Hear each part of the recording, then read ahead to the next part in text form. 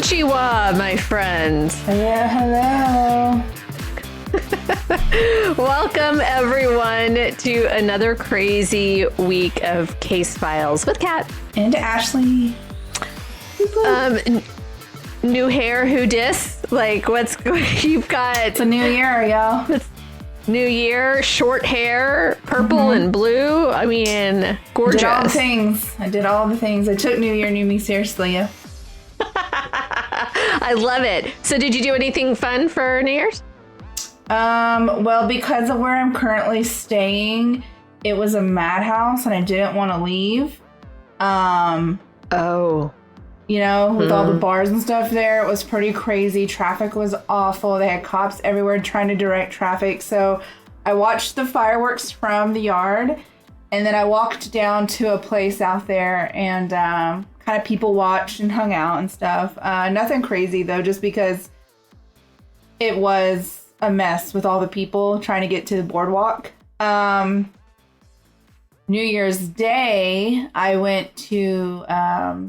Damn Fine Pies and Coffee in Seabrook because they were doing New Year's, like the traditional New Year's meals, raising money to fix the stuff that happened in the fire. Oh, cool. Yeah, cool. And so I got my New Year's meal, so I was happy about that. But yeah, that was my New Year's. What is your New Year's meal? Black-eyed peas.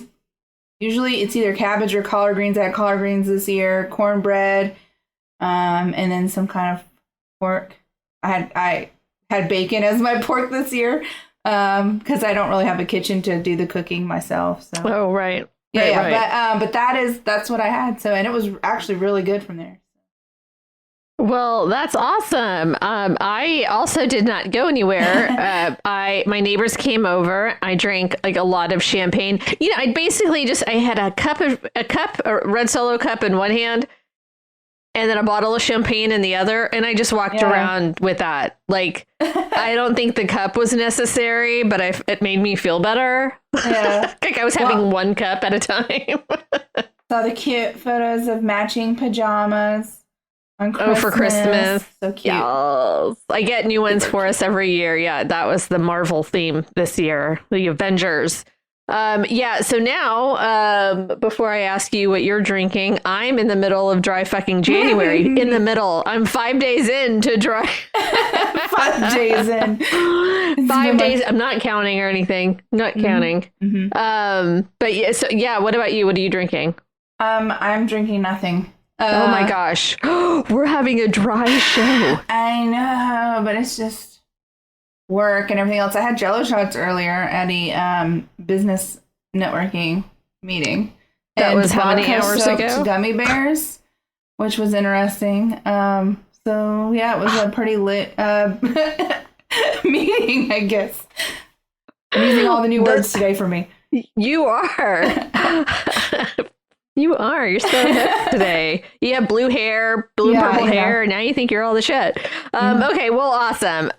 Okay, so I'm going to start with a question of the week, if you don't mind. I don't normally do New Year's resolutions, but I am really curious to hear what others do. So, yay or nay? New Year's resolutions? What is it? I don't usually make them. I usually it never fails if I make one, I never do it. And so I make goals throughout the year and just try to like do those. You know what I'm saying? Like small goals throughout the year. Yeah. Because if I start the year off with these expectations, it's just doomed for me. So what's your first small goal? I don't know. Well, I accomplished one, but I can't officially announce it yet. So, I can't wait. I'll have to tell you afterwards and then post about it when I can officially say it. So I did accomplish one. You're like, in regards done. to marketing. Drink more. I'm sure that one will be accomplished. Keep them. Keep your expectations reasonable. Take better like self-care stuff. Like I don't ever do massages. I don't ever do beauty treatments or my hair or anything like that. So I'm going to try to do some more of those this year, I guess. I love that. Yeah. Well, more time with friends. That's good. So my resolution, well, I think it was like I decided I wanted to be ready for surgery should I need it. Yeah. So in order to really be ready, it would take me like 8 weeks of physical therapy to get there. Mm-hmm. So I just decided to go ahead and start doing it. So for Christmas, I got an Echelon bike. Yeah, I know. It was on sale, half fancy. Off, you know. It's not like the super fancy kind, but, you know, whatever. And so I've been trying to get on that every day. Nothing major. I'm just trying to like build up muscle. So like 30 minutes a day. Yeah. But I mean, it's also dry January. So I think maybe I'll look pretty good maybe at the end of the month. You did dry January last year, too, didn't you? Oh, I made it to January 6th. Oh, okay. I just remembered you did it some year and I thought that you made it all the way through, but never mind. I made it to January 6th, and I bet a lot of people started drinking on January 6th, even though they said dry January. Okay, so fingers crossed, y'all. Fingers crossed. We're ready for you. Okay. Thank you. I'll drink double or triple just for you. All right, so, okay. So tonight's story. Mm-hmm. I was text messaging you, like, you better have some booze, because this is going to be... crappy. Okay, so I have a few things to say first. Number one, this may be the absolute worst story I have ever researched or read or heard about and have said I would tell.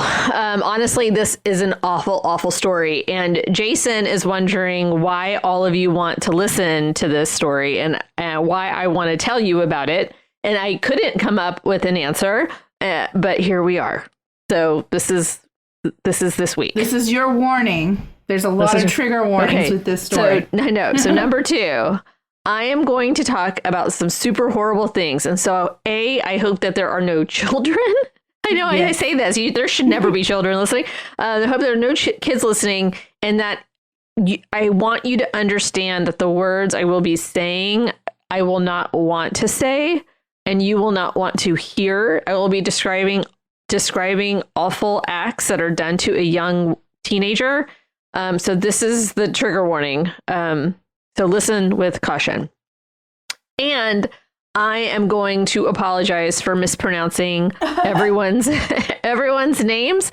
I mean, no disrespect. I tried to do like the how to pronounce and my Mexicanness and my Texanness and my Americanness all kind of got mushed up, and I'm like, that just sounds terrible. So I'm going to sound like an American saying these names. So I just want to, it's super hard. I mean, no disrespect. So some people may just have to have their first name said. Okay. All that being said, tonight I'm going to be talking about, Junko Furuta and her 44 days and her 44 days in hell. That's right. 44 days in hell. Now, Ashley, you may remember in season 1, I did a story that people would say is very, very, very similar, but based in the United States. And that was the story of Sylvia Likens. Mm-hmm. And it absolutely resembles this case. This story, however, takes place in Japan, which is why I'm going to have some issues. So this is going to take a lot out of me to discuss. So get Kevin ready. And I'm just going to go ahead and get started. No trivia because, oof. Yeah. All right, let's just get started. All right. So first, let me tell you about Junko Furuta. Junko was born in Misato, which is in the Saitama Prefecture, which is basically just like northwest of Tokyo. It almost looks like if you're looking at a map, just like a little suburb outside of Tokyo. She lived with her parents, her older brother, and her younger brother. And as a teenager, she was pretty great. She attended the local high school, Yashio Minami High School, and worked part-time at a plastic molding factory during after-school hours. And she was doing that for like a year. She did this to save up money. She was going to go on a graduation trip as she had planned. And so she was saving up money for that. She had also accepted a job at an electronics retailer that she had planned on working for after graduation. So girl was set up. She's, super smart. At high school, she was very well liked by her classmates. She had very good grades. She was rarely absent. She didn't drink. She didn't do drugs. She didn't smoke. So, like, a very good kid. Yeah. Ideal. Plus, she also just happened to be incredibly beautiful. So, smart, sweet, beautiful. I mean, the perfect combination. She just had everything in her favor. Well, a fellow student by the name of Hiroshi Miyano thought she was just perfection. Hiroshi was well known as the school bully, often bragging about his connections to the Yakuza, which is basically a powerful Japanese crime syndicate. It even made his own parents afraid of him. According to their classmates, Hiroshi had developed somewhat of a crush on Junko and was so mad that she turned him down. He asked her out. She said, "No, thanks, not interested." I mean, no one had even dared reject him, especially after everybody knew that he had Yakuza friends, right? Like, that's a big deal. So before I go on, let me give you a super brief background on the Yakuza. This is straight from Wikipedia in this podcast. Underground, they did this like short 2-part series on them. Anyway, a bit of history can give the story some context as I go. So the English equivalent for the term Yakuza is gangster. So an individual involved in a mafia-like organization, and they were very mafia-like. So they are known for their strict codes of conduct, their organized fiefdom nature is what it says here. Like the boss at the top, and then you got the capos, and then you got all the minions on the bottom who do the grunt work, right? Yeah. Kind of like that top down. And then, Louis, he's just sorry. And then they were very well known for having really weird practices they called yubitsumi, or an amputation of the little finger. So they would, if they got in trouble somehow, you could lose a finger. If you did something else, you could lose another finger, and basically you're just losing all your fingers. I mean, you're kind of useless at that point if you can't even. You're like, I got thumbs. The members often wore, sharp suits. They had a lot of tattoos. They slicked their hair. They are a very wealthy organization. And a lot of times they did what you would expect from a mafia organization. They'd build up neighborhoods. They'd take over trash collections. They would help out after a natural disaster. They also did a lot of the work others wouldn't do, like clean up after Fukushima. Or they were actually, remember at the beginning of the pandemic, all the cruise ships who got stranded out there, well, they came on and helped clean those. They did the work that nobody else wanted to do. Right? Very kind of Robin Hoody, but I don't know. But anyway, as great as all that is, they are still super dangerous. At their height, the Yakuza maintained a very large presence in Japanese media and operated internationally. In the early 60s, they had the highest level of membership at about 200,000 members. But this decline, this membership has declined over the years. A lot of things have changed. They try to discourage membership in Yakuza now, but it's not illegal to be Yakuza. So it's really, really bizarre. They've not quite figured that out. Now, Japan also has a very, very low crime rate, very low homicide rate, even like probably one of the lowest in comparison. Yeah, very, very low. So having this kind of mafia-like organization seems a little bizarre. Okay, anyway, so big, scary organization like the mafia. You don't want to mess with the mafia, period. Yeah. Right. Okay. So back to the story. So Junko rejects Hiroshi, and his ego does not take kindly to it. And I mean, the audacity of somebody rejecting him. Yeah. And so a few days later, after the rejection, Hiroshi and his pal Shinji Minato were hanging around at a local park, and they were basically looking for women to rob and rape. They were known and experienced gang rapists. These two were experts at spotting easy targets. Like, this is what they did for fun. Wow. We're off to a great start. I think he's going to go hoarse by the end of the night. So I moved him closer to the microphone. Thanks. So on the 25th of November, 1988, Hiroshi and Shinji wandered around Misato where they lived, and with the intention of, like I said, robbing and raping. At 8:30 p.m., they spotted Junko riding her bike home after she'd finished her shift at her job. And under Hiroshi's orders, Shinji kicked Junko off of her bike and then fled the scene. And Hiroshi, under the pretense of witnessing the attack by coincidence and swooping in like a fucking white knight, he approached Junko and offered to walk her home safely. And Junko's like, oh, yes, thank you. Wow, thanks. Appreciate that.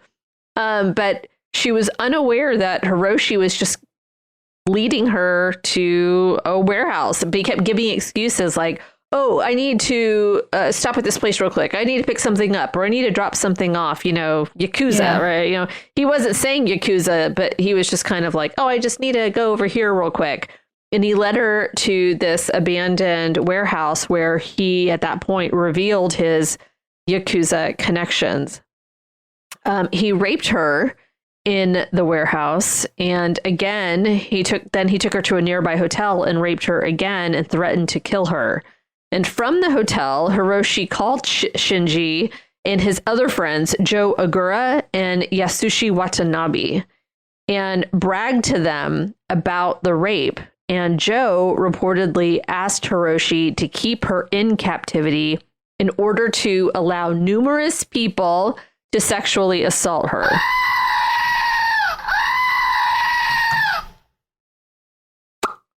They did not care about sloppy seconds. It's so weird. So weird.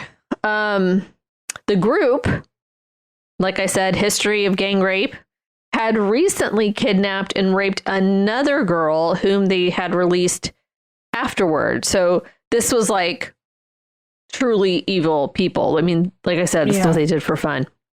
At around 3 a.m., Hiroshi took Junko to a nearby park where Shinji, Joe, and Yasushi were waiting, and they had learned her home address from a notebook in her backpack and told her that they knew where she lived, that Yakuza members would kill her family if she attempted to escape, and the four boys overpowered her, took her to a house in a Yasi district of Adachi, and gang raped her there again.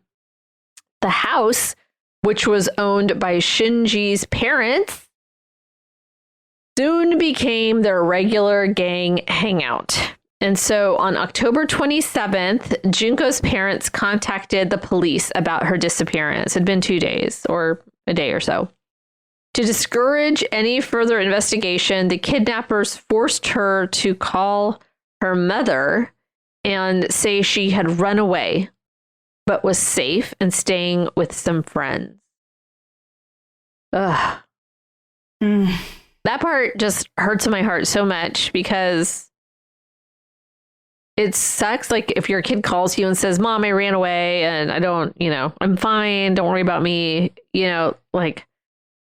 I don't know. That's hard. Yeah.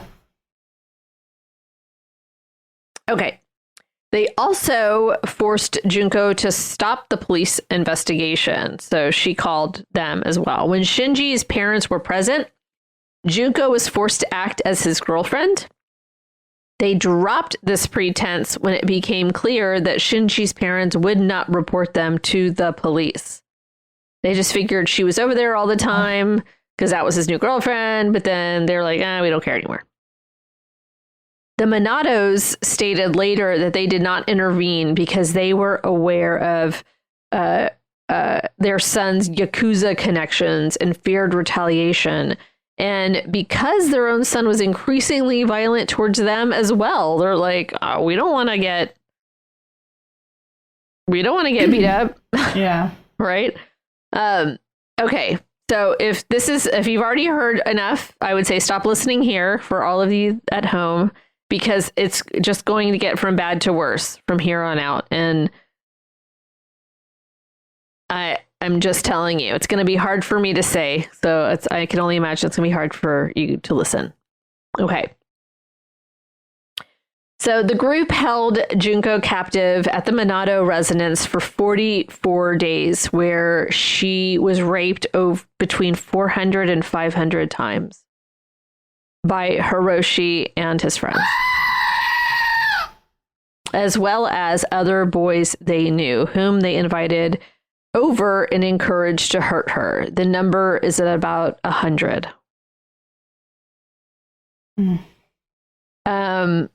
According to their own statements, and oh my God, I can't believe these words are about to leave my mouth.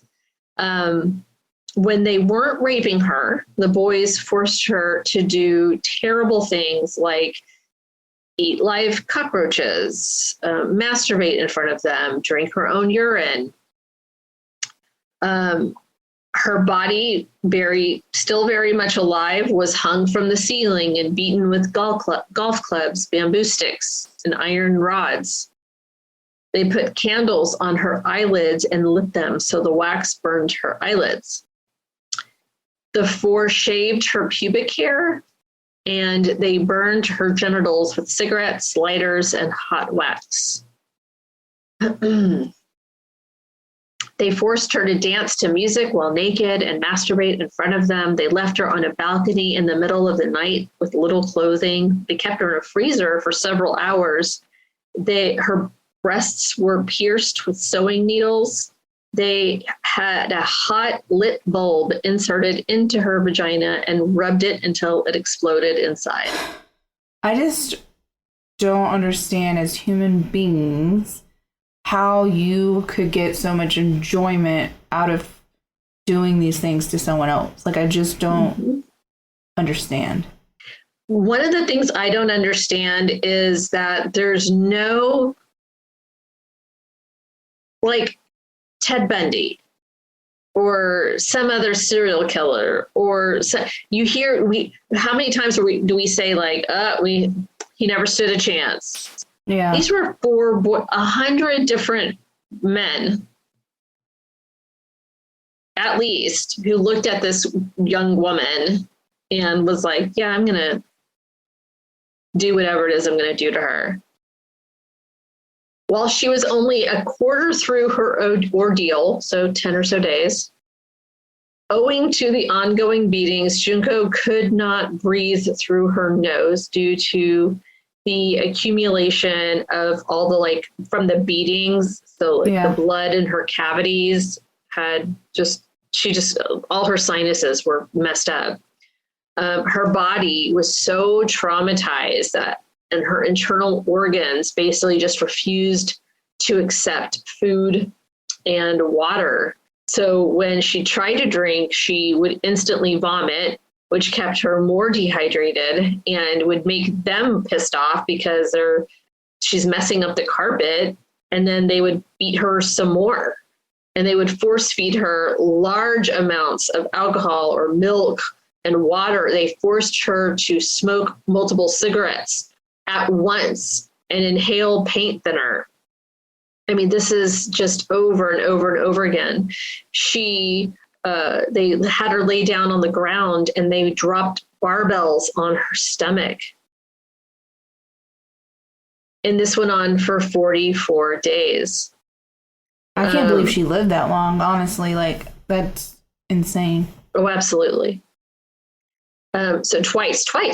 the police were alerted to Junko's condition, and twice they failed to intervene. Well, once they were alerted, and another, I'll explain. The first time, a boy had been invited over, also a part of the Yakuza, so it was said, had been invited over to the house by Shinji, and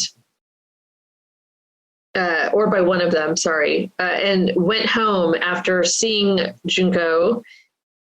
It had said that they peer pressured him to partake, to also rape her. Like, hey, you're not strong enough to not rape her. Like, you're not Yakuza. You don't deserve to be Yakuza.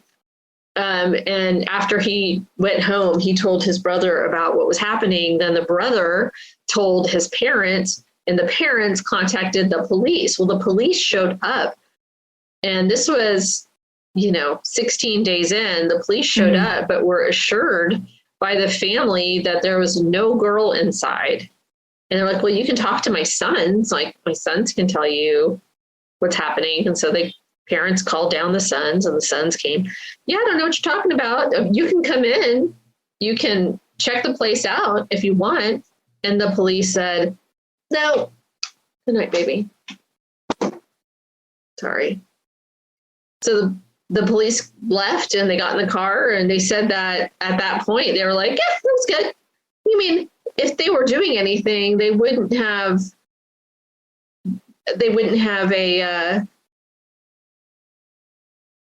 any crimes if they were inviting us in. They'd be innocent. Like, nobody would invite you into their house if there was actually a body to find. Mm-hmm. So that was enough. And I was like, oh no, sorry to bother you. Go about your day. The second time, it was Junko herself who called. And when I say, I've told you what they've done. We're 16 days in. They've burned her and beat her and crushed her and left her out in the cold. She can't use the bathroom properly. She soils herself all the time. There's just, what a sad state of affairs at this point. She crawled to a phone and called, but before she was able to say anything, the boys discovered her. So she hung up. The boys didn't do anything. They waited, and they just looked at her and waited for the phone to ring. And they made, like, you do not say anything. No peep. So they knew that the police were going to call back. Nope, everything's fine. It must have been a accidental dial. Sorry about that. No worries. You're all good. The punishment for making that call, the boys doused Junko's legs in lighter fluid and set her on fire. They took large bottles and they had been drinking from, and they forced them up her anus and caused more internal injuries and bleeding. Like glass bottles. When she's found, they actually found glass in her anus. By the end of December, Junko was so severely malnourished after being fed only small amounts of food and eventually only milk. Due to her severe injuries and infected burns, she became unable to go to the downstairs toilet and became confined to the floor of Shinji's room in a state of just extreme weakness. She was just not doing well. Her appearance was so drastically altered from like all the beatings. Her face was so swollen. You could hardly make out any of her features. She was severely disabled at this time. Very, very, which is so sad, because had the police investigated further, there are a lot of specialists who said like she would have survived. She would have had a lot of problems, but if she'd wanted to fight to stay alive, she would have. I mean, obviously she wanted to live 44 days. I don't know that I would have made it too. I don't know. I feel like I would have lost the will. Anyway, So she was so crippled and so malnourished and so swollen and messed up that she started to give off a rotting smell. She's got these infected burns. She's got just the pus is kind of coming out of some of these wounds. And so it's starting to smell. And some of the four boys started to lose sexual interest in her. And as a result, you see some as in not all? They still had people coming over. She was raped 400 to 500 times. As a result, the four boys, the original four, kidnapped and gang raped a 19-year-old who, like Junko, was on her way home from work. So they just went back to their old tricks. On January 4th, 1989, after losing a game of mahjong against another person the night before, Hiroshi decided he was going to vent his anger towards Junko, and he challenged her to a game of mahjong. Well, she won.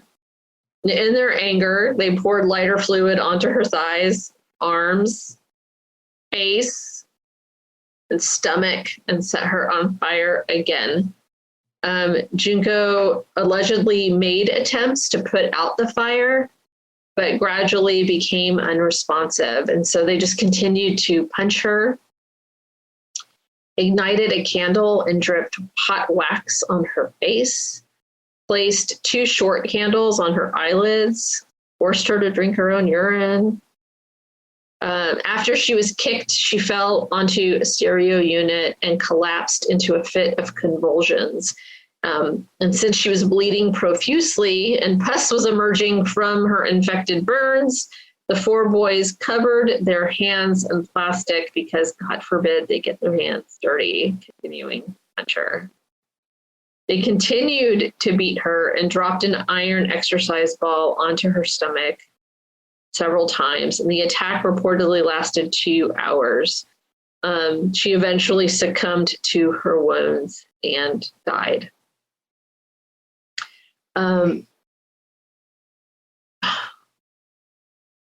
Less than 24 hours after her death, Shinji's brother called to tell him that Junko appeared to be dead.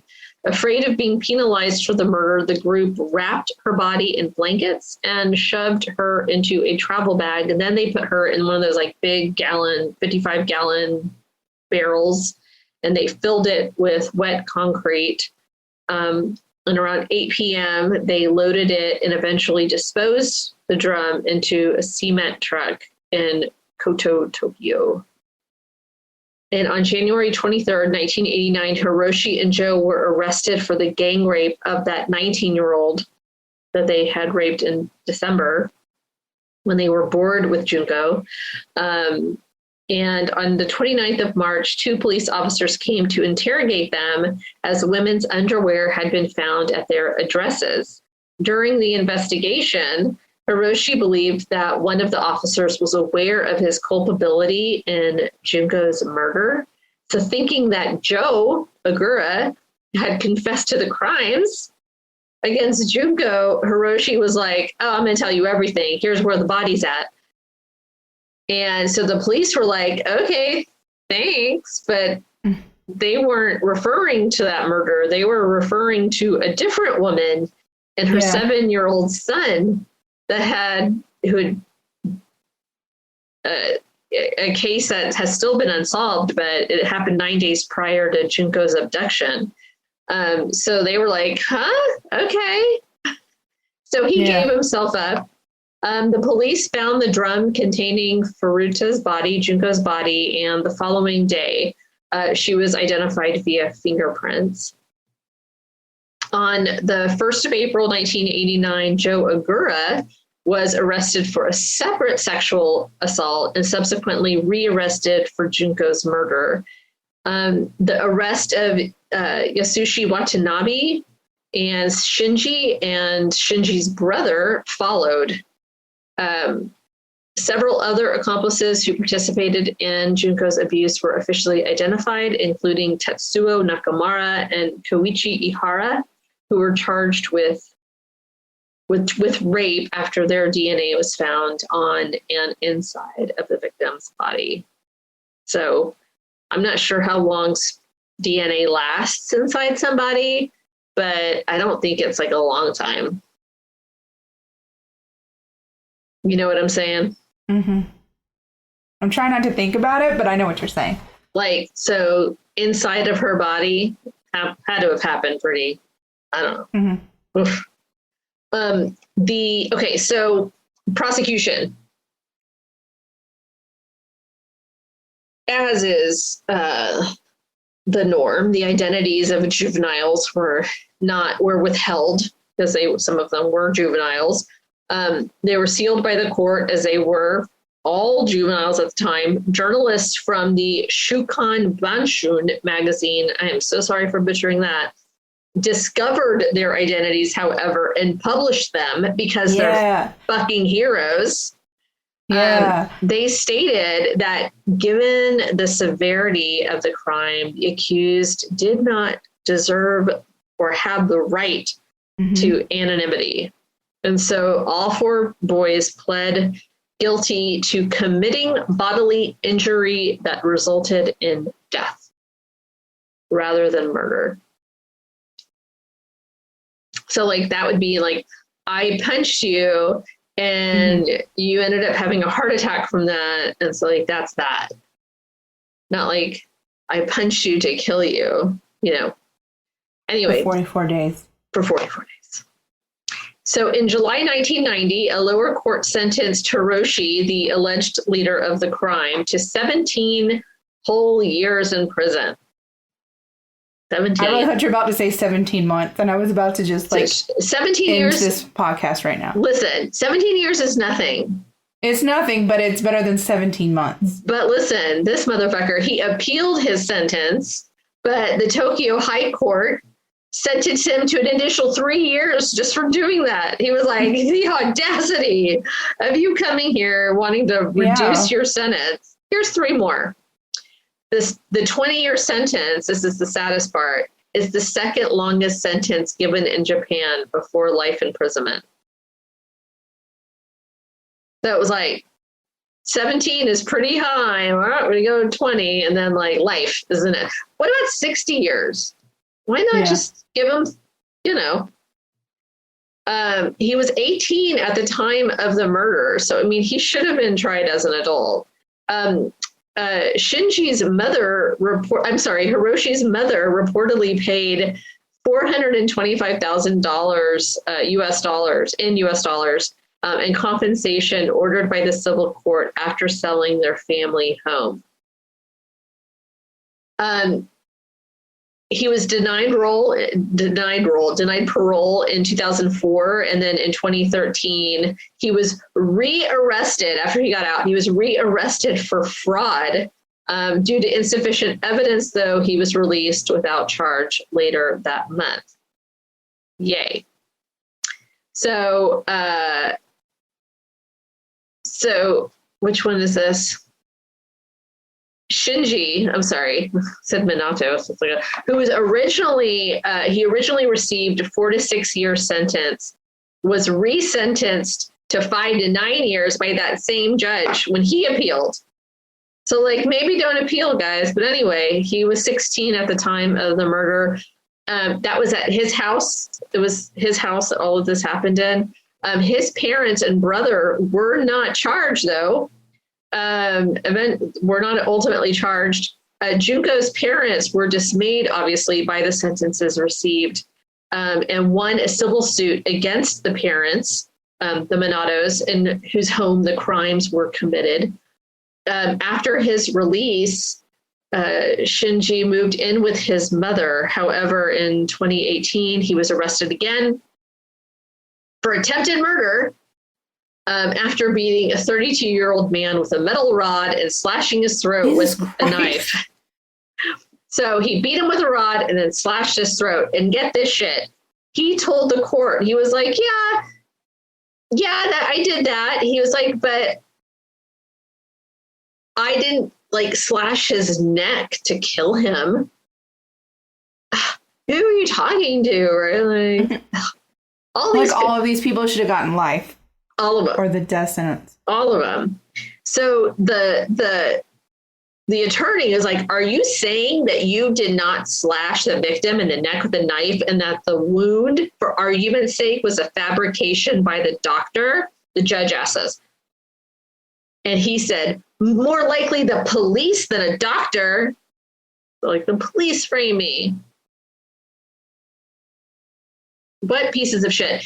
I understand, like, that if you're a young person, you make a mistake, you steal a pack of gum, you get caught drinking, you do, you know, like, that doesn't define you. Hell, even in your early 20s, you get a DUI, you get lots of speeding tickets, whatever. Like, that doesn't define who you are. Second chances, everybody deserves them, right? Everybody. You kidnap somebody for 44 days and committed horrible, atrocious, evil acts on this young girl, and you get 9 years, and it's like, you don't deserve a second chance. Actually, you don't deserve a second chance. And like, he didn't change at all. Just because I beat him with a rod and slashed his throat doesn't mean I was trying to kill him. God, don't put words in my mouth. I just don't know what to say. It makes me so angry. Okay, so Joe Agura. So for his role in the crime, Joe served 8 years in a juvenile prison before he was released in 2004. He was 17 at the time of the murder. After his release, he took the family name Kamisaku when he was adopted by a supporter of his. A supporter. Oh, God, what is wrong with these people? He is said to have boasted about his role in the kidnapping, rape, and torture of Junko. He would tell, if you saw him at a grocery store, he'd be like, hey, you see me in the news? That's me. That's me. I did that. I'm part of that. So I gave you pictures of the boys, and they're all blacked out in the eyes, except for his, because he's super proud. Like, he's like, I did that. That's me. In July of 2004, he was arrested for assaulting Takatoshi Isono, an acquaintance he thought his girlfriend may have been involved with. Joe tracked this man down, basically like, you're talking to my girl, huh? You know, like, hey, the fact that he had a girlfriend just blows my mind. Girl, you ain't lying. He tracked this man down, beat him, shoved him into his truck, drove him to his mother's bar in Misato, where he kept him there and beat him for 4 hours. During that time, he bragged about Junko, how he could get away with murder, and he was just boasting and boasting and boasting and boasting and boasting. He was sentenced to 7 years for that assault of that man for 4 hours. 8 years for Junko.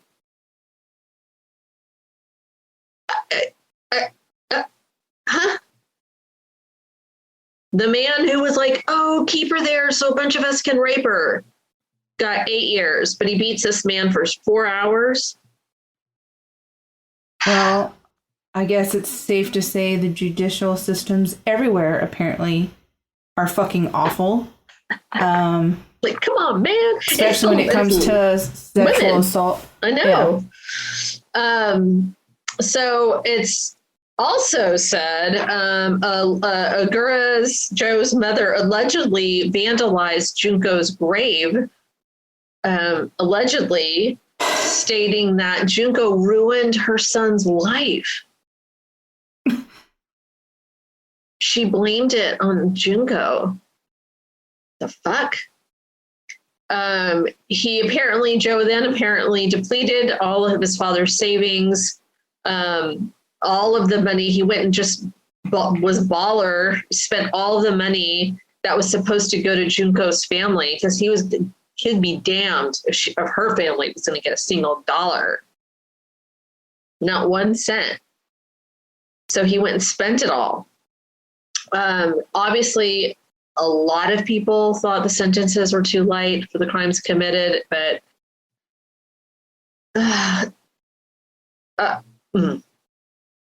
there's just nothing I can say about that. It became a story like any other true crime. You know, there was a couple of movies made, but how do you show that? Mm-hmm. I don't know. Because you can't show everything. There was one movie made that had as much to do about the Yakuza Mm-hmm. as it did, like the history of that, as it did with Junko. But anyway, so Junko's funeral was held on the 2nd of April in 1989. One of her friends had wrote something down, and it was like on a card. It says, "Jun-chan, welcome back. I have never imagined that we would see you again in this way. You must have been in so much pain, so much suffering. The happy we all made for the school festival looked really good on you. We will never forget you. I have heard that the principal has presented you with a graduation certificate." So we graduated together, all of us. Jun-chan, there is no more pain, no more suffering. Please rest in peace. Sorry. So Junko's future employer, that mechanical retailer, the electronic retailer, he presented her parents with the uniform that she would have worn. That just gets me. In the position, had she accepted, had she taken it, and the uniform was placed in the casket with her. And at her graduation, Junko's school principal presented her a high school diploma, which was then given to her parents. The location near where Junko's body was discovered has now been developed, and it's now Wakasu Park. So they've made it into something beautiful. And that is my awful fucking story. And I hope we have some answers to the question of the week, because God damn it, I need a laugh or something. Before we get to the answer to the question of the week, can we just say, if you are experiencing sexual assault or anything like that, like, please reach out to somebody. Like, you don't have to keep it to yourself. You are absolutely not alone. And if you see something, please, for the love of God, say something. Don't be so macho. You never know what kind of life you might be saving. So I just want to throw that out there. You're never alone. You can message us. You can message anybody. We will find somebody who can help you. Question of the week answers New Year's resolutions. Barbara says, I set goals with realistic expectations. There you go. I usually set 3 to accomplish during the year. Oh, that's kind of like what you said. Yeah. Lisa says, nope. Autumn said, I gave up resolutions for a vision board years ago. I have to say, I did a vision board one time. And when I did it, it was because I was being forced to do it, and I didn't, it was like part of a thing that I was doing, and I didn't believe in it, but then like everything on that vision board came true, and so I'm like a firm believer in like vision boards now. I'm a true believer. Okay, so do you still do them? I haven't done one in a while because just everything has been chaotic with the house and the flooding and all of that crap. But I will probably do one again very soon. Can you put I do flooding? Them. No flooding is on the top of my vision board. I don't like, Amanda says, I don't like expectations I have to live up to, so no need to self-inflict. Amen. And Melissa says, I don't typically do resolutions, but a goal to stay on top of my health and stop blowing things off that could potentially be a bad deal down the road. And then Glenn, our friend Glenn, says, to give less fucks than I did the year before. I'm right there with you, Glenn. I know. Stop getting put in Facebook jail, too. I know, for real. If you give less fucks, then You don't get, look at Ashley with her sexy hair. Guys, she's doing the sexy hair flip. It keeps falling in my face, so I'm trying to get it out of my face. So yes, supposedly I'll be back in my house sometime this month. So that's also a positive thing. I know, we're gonna have to have a party or something. Yeah. Well, it's gonna be nice enough that people can come over now. It better be, with as much as has gone into the repairing of this house. Wow. Well, everybody is really excited for you, I'm sure. Sure was tired of hearing me complain about it. But anyways, so new hair, new house. And we started the year off with like the worst story. That was really hard to talk about. That was really hard. Next week will be much lighter because, as a request from our dear friend Janet, I'm going to be doing an episode on tarot cards. Hey! Just all things tarot.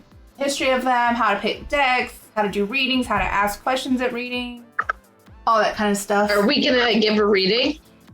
I can give you a reading, yes. Hey, listeners at home, if you would like a reading, it's much easier to do it if you are talking to the person.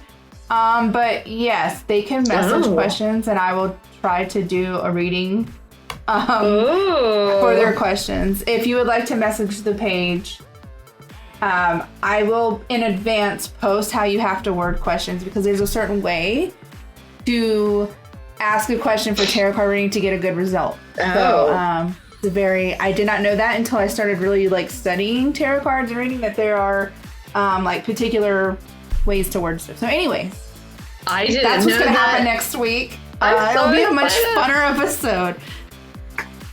I'm sorry, but yeah, that's good. I'm excited. Thanks. Yay! All right, everybody. Well, we love you guys, and thank you for being here, being our listeners. Here's to an amazing 2022. We've done like 130 something episodes, and Jason was just like, man, way to go, babe. Yeah, this is like the 5th year. I know. Way to go, all of you, for still being here, still listening. We love you all. Our anniversary is in February 7th.